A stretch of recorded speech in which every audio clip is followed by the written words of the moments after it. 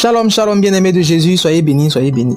Alors, quand il est question de communication, un message peut être passé de façon visible, mais aussi de façon voilée. Ceci pour dire que derrière certaines apparences, il y a des messages cachés. Et telle est la réalité derrière la tour de Babel que les hommes ont autrefois voulu construire.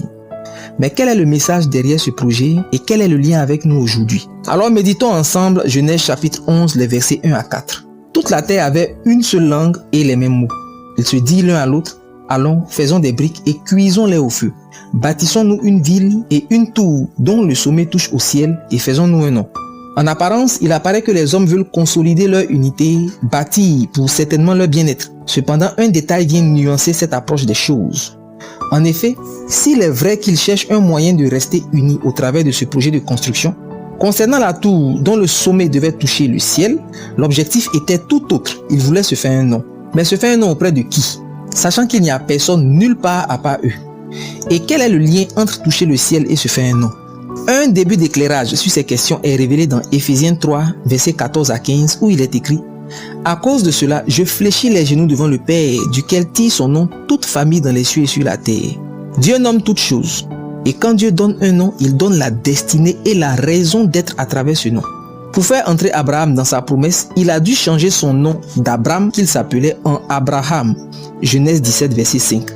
Sarah a été rendue capable d'enfanter par le même procédé de changement du nom. Genèse 17, verset 15. Et Jacob n'a pas échappé à la règle en devenant Israël. Dans Genèse 32, verset 28. Alors le nom est quelque chose de déterminant dans l'existence de toute chose. Maintenant, quand les habitants de Babel veulent se faire un nom, en vérité, ils veulent se faire un nom par eux-mêmes, en dehors de celui que Dieu a donné. Et s'ils sont tous dans le même lieu et qu'il n'y a personne ailleurs, devant qui vont-ils se faire ce nom, s'être renommé? Mais c'est devant Dieu. Les habitants de Babel veulent donc défier Dieu, changer la nature des choses en changeant le nom que Dieu donne. Ils se feront un nom par eux-mêmes. Et cette tour est le symbole de cette défiance. Voilà pourquoi elle doit toucher au ciel, comme pour rejoindre Dieu, se faire Dieu eux-mêmes, prenant leur destin en main. Par leurs exploits, ils se donneront un nom eux-mêmes, prenant la place de Dieu qui nomme toutes choses. Cette tour, qui est censée toucher au ciel, est certainement un autel de puissance mystique pour agir spirituellement, parce que la puissance par laquelle Dieu fait toutes choses est spirituelle et non physique. Alors pour défier Dieu, il faut un pouvoir spirituel mais diabolique. En plus, Dieu n'habite pas dans le ciel physique, alors pour aller toucher le ciel et se faire Dieu, c'est une entreprise spirituelle. Tout ceci révèle ce qui peut être appelé l'esprit de Babel.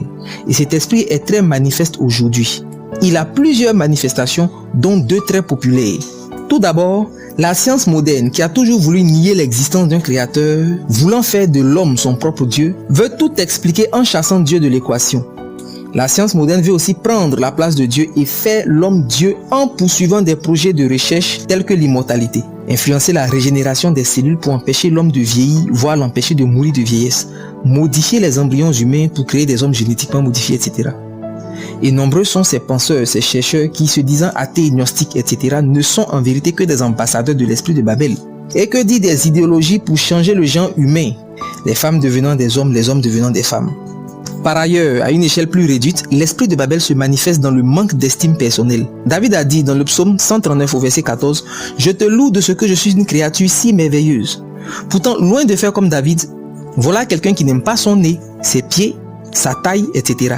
Alors on se fait modifier de partout par des opérations de chirurgie esthétique, par des procédés, des traitements étranges, et tout ça pour changer son apparence. Parce que nous savons mieux que Dieu lui-même ce qui est beau et agréable. Mais tu vois, tu es frustré parce que tu n'as pas laissé Jésus entrer dans ta vie pour te faire briller.